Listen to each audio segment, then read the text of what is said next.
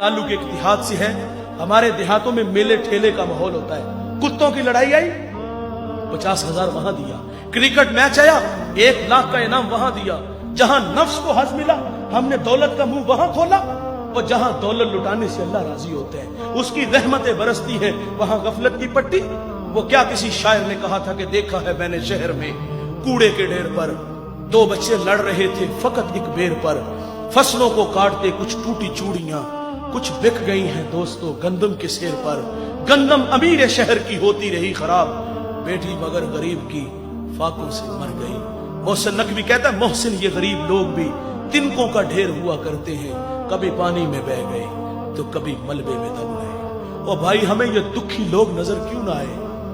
हमने दौलत कुत्तों की लड़ाई पे, हिजड़ों पे लुटाई, क्रिकेट मैच पे लुटाई। हमें माशरे में फैले हुए दुख नजर क्यों ना आए? हमारी हमसायगी में बेवा के चीखते बिलकते सिसकते बच्चे नजर क्यों ना आए? हमें मजदूर लोग नजर क्यों ना आए जो दाने शबीना को तरस रहे हैं?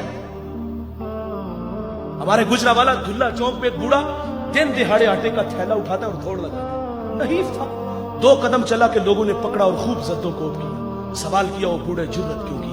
उस बूढ़े की आंखों में आंसू उतर आए। उसने कहा 1 हफ्ता हो गया इस चौक में आके खड़ा होता हूं और लोग मुझे बूढ़ा समझ के मजदूरी के लिए साथ दे लेके जाते हैं। रोजाना खाली डब्बा घर लेके जाता हूं, कदम भोजन होते हैं। बच्चे पूछते हैं पर खाने के लिए कुछ लाए हो?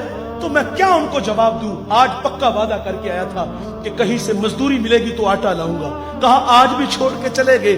इतनी मार खाई के लहू लहान हुआ। अगर वो बूढ़ा मर जाता ना गुर्बत की वजह से, तो फिर उसी मोहल्ले से बड़े सखी निकलने थे।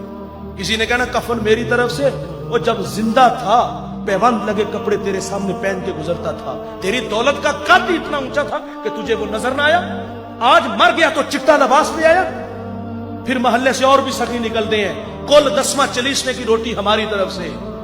और चीखे तूने ना सुनी उस मजदूर के बच्चों की, जब वो वालिद को रोज कहते अब्बा भूख लगी है, खाने को कुछ दो।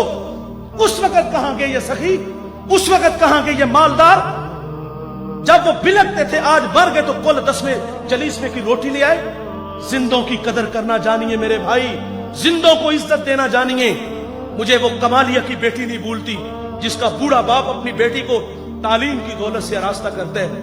अब वो बालिगा थी, निकाह की तकरीब है, उधर से बारात आ रही है, इधर बेटी वाले तैयारियों में थे।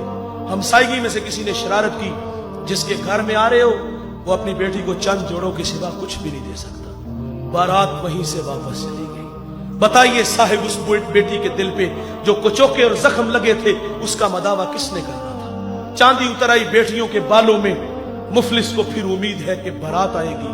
किताबे जीस का एक और बाप बीत गया, जहेज बन न सका और शबाब बीत गया। हमें ये घरों में बूढ़ी होती हुई बेटियां नजर क्यों ना आई?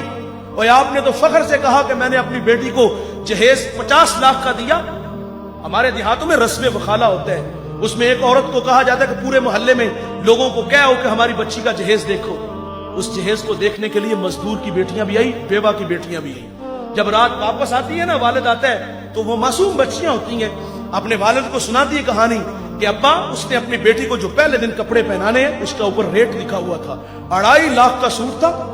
वो बूढ़ा कितना दुखी होता होगा जो अपनी बेटी को ईद वाले दिन भी 500 का सूट नहीं लेके दे सका। उसने ये भी कहा होगा कि अब्बा उसने अपनी बेटी को सोने के कंगन पहनाने हैं, और वो बूढ़ा तो कांच की चूड़ियां भी नहीं उसको लेके दे सका। मैं इतना जरूर कहूंगा, जीने दीजिए इन गरीबों को। इन लोगों की अपनी जिंदगी है, अल्लाह की तकसीम पे राजी है, लेकिन हम लोगों ने इनका जीना हराम कर दिया है।